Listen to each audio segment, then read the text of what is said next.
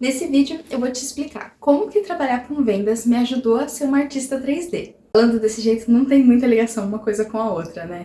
Quando eu fiz 18 anos, eu já tinha passado no vestibular e já ia começar o curso de design de interiores. E o meu sonho era trabalhar naquelas lojas de móveis planejados. Eu não sabia quase nada sobre os programas que precisava utilizar e eu estava começando a conhecer um pouco mais sobre todas as partes técnicas, que eram as composições de materiais, colorações, formas de combinar texturas, até mesmo transformar um ambiente num espaço funcional. E então, numa terça-feira, eu saí entregando o currículo. E em praticamente todos os lugares eles perguntavam: você tem experiência com vendas? Já trabalhava antes, mas eu não tinha oficialmente uma experiência com vendas. Porque eu tinha acabado de fazer 18 anos, então eu não tinha experiência com nada. Em vários lugares sempre me perguntavam isso, então eu entendi. Eu tinha que trabalhar com vendas. Só que eu não sabia nem por onde começar. Vender o quê? Aonde? Como? E no vídeo anterior, eu comentei que quando eu comecei a estudar sobre design de interiores, eu sentia falta de algumas dicas iniciais. Nesse vídeo eu tô contando mais uma delas. Como eu só estava focada em vendas, eu pensei, vou entregar currículo em todos os lugares como vendedora.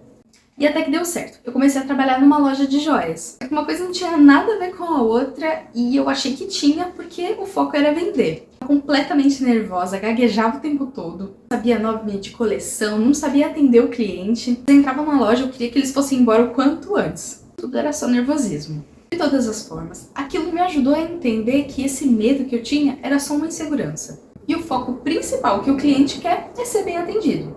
Depois de um tempo, eu consegui um estágio numa área de projetos, só que era com AutoCAD, então ainda assim eu não tinha habilidade para trabalhar em lojas de móveis de decoração. Passado mais um tempo, eu finalmente consegui ser vendedora. E no meio desse caminho todo, o meu foco ainda era trabalhar em lojas de móveis. Quando eu consegui fazer a entrevista de emprego para ser vendedora, aí fizeram aquele bendito teste comigo. Me vende essa caneta. Gente, eu não consegui vender a caneta muito bem, mas ainda assim comecei a trabalhar lá. E sendo vendedora, uma das coisas que mais me ajudou a ter essa desenvoltura e conversar com as pessoas. Até porque, no fundo, o cliente, ele tem uma dor e ele precisa que você ajude ele a resolver. Com o passar do tempo, eu fui adquirindo experiência e aí, finalmente, eu fui trabalhar numa loja de móveis. Só que não era planejado, era uma loja de móveis de bebê. E aí eu pensei, eu já tenho experiência com vendas, tô estudando design de interiores, tem tudo pra dar certo. Não tinha, não. Porque por mais que eu tinha toda a parte técnica, trabalhar numa loja de móveis para bebê exigia uma coisa que eu não tinha, a experiência de ser mãe.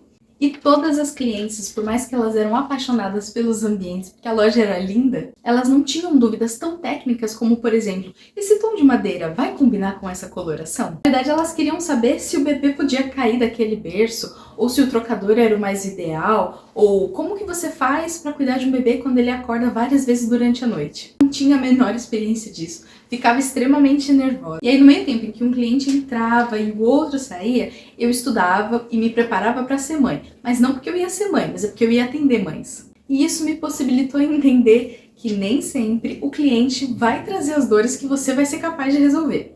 Mas quando você entende isso e passa a tomar uma atitude ou uma posição de consultor, a vida começa a ficar um pouco mais fácil.